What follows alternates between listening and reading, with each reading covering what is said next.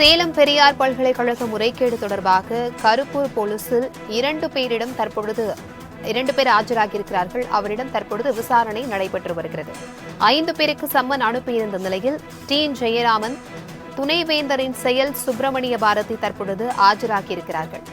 உரிய அனுமதி இல்லாமல் நிறுவனம் தொடங்கிய வழக்கில் துணைவேந்தர் ஜெகநாதன் ஏற்கனவே கைதாகியுள்ள நிலையில் தற்பொழுது 2 பேர் ஆஜராகி இருக்கிறார்கள். 2 பேரிடமும் தற்பொழுது விசாரணையானது நடைபெற்று வருகிறது. இது குறித்தான கூடுதல் விவரங்களுடன் இணைகிறார் எமது செய்தியாளர் சுதன். வணக்கம் சுதன், இது குறித்தான முழு விவரங்களையும் பகிர்ந்துக்கோங்க.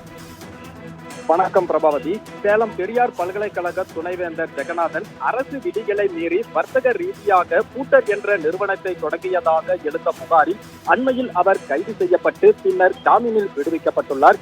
இந்த வழக்கில் பல்கலைக்கழக பதிவாளர் தங்கவேல் உள்பட 3 பேர் தலைமறைவாக உள்ள நிலையில் அவர்களை சேலம் மாநகர காவல்துறையினர் தனிப்படை அமைத்து தீவிரமாக தேடி வருகின்றனர்.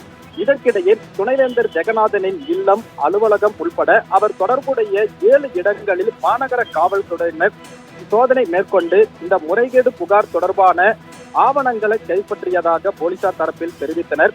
இந்த நிலையில்தான் தற்போது பல்கலைக்கழக பதிவாளர் பொறுப்பில் இருக்கக்கூடிய விஸ்வநாதமூர்த்தி, பேராசிரியர்கள் ஜெயராமன், சுப்பிரமணிய பாரதி, அலுவலக பணியாளர் விஸ்வமூர்த்தி மற்றும் குற்றச்சாட்டிற்கு உள்ளாயிருக்கக்கூடிய அந்த பூட்டர் நிறுவனத்தில் பணியாற்றி வந்த விஸ்வமூர்த்தியின் மனைவி வனிதா ஆகியோர் இன்றைய தினம் கருப்பூர் காவல் நிலையத்தில் நேரில் ஆஜராக வேண்டும் என நேற்றைய தினம் காவல்துறையிலிருந்து சம்மன் அனுப்பப்பட்டது. இந்த நிலையில் தற்சமயம் கருப்பூர் காவல் நிலையத்தில் 2 பேர் ஆஜராகி இருக்கிறார்கள். அதாவது இந்த பெரியார் பல்கலைக்கழகத்தின் டீனாக இருக்கக்கூடிய பேராசிரியர் ஜெயராமன் மற்றும் துணைவேந்தரின் செயலாளர் பொறுப்பில் இருந்து வரக்கூடிய சுப்பிரமணிய பாரதி தற்போது இந்த போலீஸ் விசாரணைக்கு நேரில் ஆஜராகி இருக்கிறார்கள்.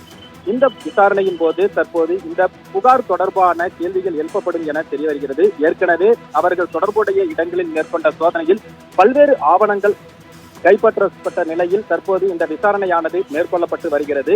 இதற்கு தொடர்ந்து துணைவேந்தரின் அலுவலக பணியாளராக இருக்கக்கூடிய அந்த விஸ்வமூர்த்தி மற்றும் அந்த குற்றச்சாட்டிற்கு உள்ளான பூட்டர் நிறுவனத்தில் பணியாற்றி வந்த அந்த விஸ்வமூர்த்தியின் மனைவி வனிதா உள்ளிட்டோர் தற்போது இவர்களுக்கு தொடர்ந்து விசாரணைக்கு ஆஜராக இருக்கிறார்கள். இன்று நாள் முழுவதும் இந்த 5 பேரிடமும் விசாரணை நடத்துவதற்கான ஏற்பாடுகள் நடைபெற்று வருகிறது. பிரபாவதி, தகவல்களுக்கு நன்றி சுதன்.